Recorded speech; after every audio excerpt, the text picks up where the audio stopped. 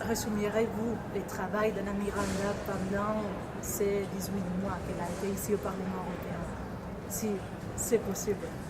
C'est toujours compliqué parce que il y a énormément de travail et ce à quoi elle a participé, ce sur quoi elle s'est battue, ça correspond à ce à quoi elle croit et c'est pourquoi elle se bat aussi dans son pays.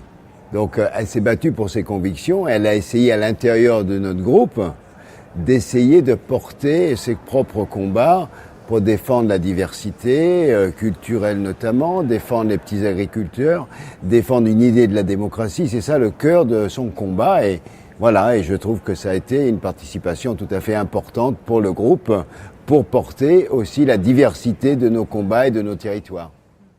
Dans ces combats que vous mentionnez, est-ce qu'il y a un avant et un après Anna Miranda par rapport à l'image de Galicia ou aux problématiques de Galicie au Parlement européen? Est-ce que les gens ils connaissent mieux maintenant la problématique de la Galicie, par exemple?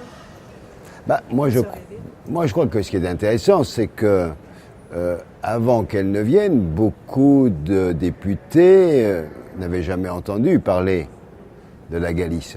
Pour eux, c'était, voilà, ça fait partie de l'Espagne.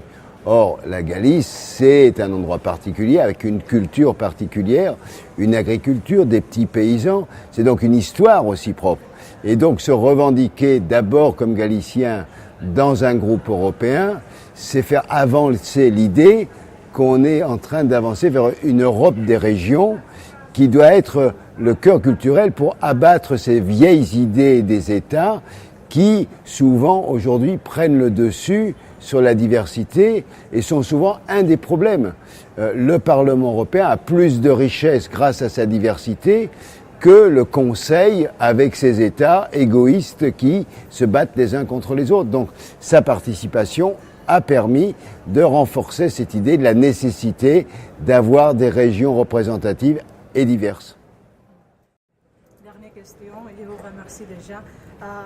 Pourquoi elle devrait être ici en 2014? Moi, je pense que à partir du moment où on a cette conviction européenne, de croire que l'Europe, ce sont plus de solutions par rapport aux crises qu'on est en train de vivre, qu'elles soient agricoles, qu'elles soient économiques, sociales, financières, climatiques, le fait que des gens qui ont été sur le terrain, se sont battus chez eux, ont envie de mener ce combat dans les institutions pour essayer de faire changer les choses parce qu'ils ne sont pas des politiciens professionnels. Ça, c'est intéressant. Et ça porte du sang neuf. Donc là, elle a fait un petit passage de 18 mois. Mais si elle peut être réélue en 2014, ça sera très intéressant. La seule chose que j'espère, c'est qu'elle ne reste pas simplement 18 mois. Et que aussi on prenne conscience que pour mener ces combats, il nous faut du temps.